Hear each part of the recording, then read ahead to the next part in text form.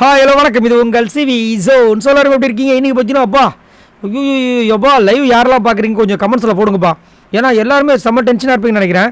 நிறைய பேர் சீட்டோட எட்ஜில் உட்காந்து போடு போடு அப்படி தான் சொல்லுவீங்க. ஏதோ இந்தியா பாகிஸ்தான் மேட்ச் மாதிரி இருக்குது. ஏன்னா இந்த நாமினேஷன் ஃப்ரீ பாஸ் பார்த்தீங்கன்னா அவ்வளோ இம்பார்ட்டண்ட்டாக போச்சு.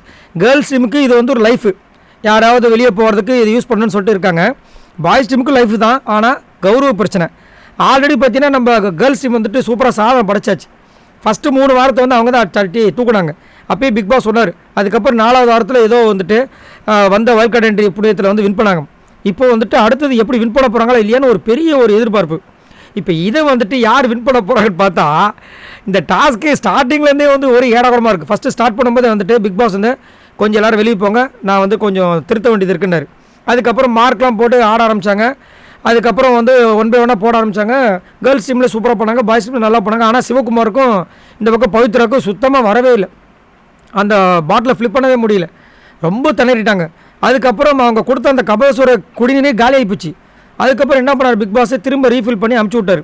திரும்ப வந்து அவங்க ஆரம்பிக்க வேண்டாம், ஏன்னா பிரச்சனை ஆகிடும், நீங்கள் வந்து வெயிட் பண்ணுங்கள், இன்னொருத்தவங்களை ஆரம்பிங்கன்னு சொல்லிட்டு ஆரம்பிக்க சொன்னார். சரின்னு சொல்லிட்டு மறுபடியும் ஜெஃப்ரி அதுக்கப்புறம் இந்த பக்கமும் ஆரம்பித்தாங்க. ஜெஃப்ரி போட்டார்.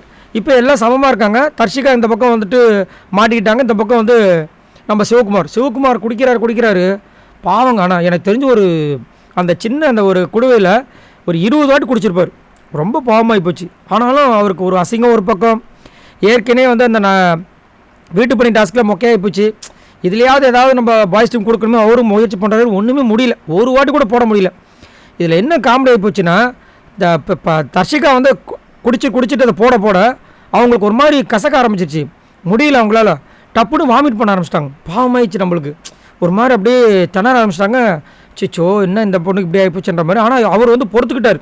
அவருக்கு வந்து ஒரு பக்கம் ஒரு ப்ரெஸ்டீஜ் இஷ்யூ, நம்மளால் முடியாமல் போயிடுச்சு. ஏன்னா நல்ல திறமையான ஒரு போட்டியாளர், அவர் வெயிட் பண்ணுறாரு. ஆனால் இந்த அம்மாவால் முடியல. அப்புறம் பக்கத்தில் இவங்க தெரியும் பொழுது அங்கே பக்கம் பேஸ்கெட் வச்சுருக்காங்க. அப்போயே வாமிட்டே பண்ணிட்டாங்க. பாவமாக இருந்துச்சு. திரும்பவும் வந்துட்டு ரீஃபில் பண்ணுறதுக்கு குடுவையில் எடுக்க போயிருக்காங்க. என்ன போய் தெரியல, யார் வின் பண்ண போகிறாங்கன்னு தெரியல. சரி, நீங்கள் உங்களோட கமெண்ட்ஸை சொல்லுங்கள். பாய் நண்பர்களே.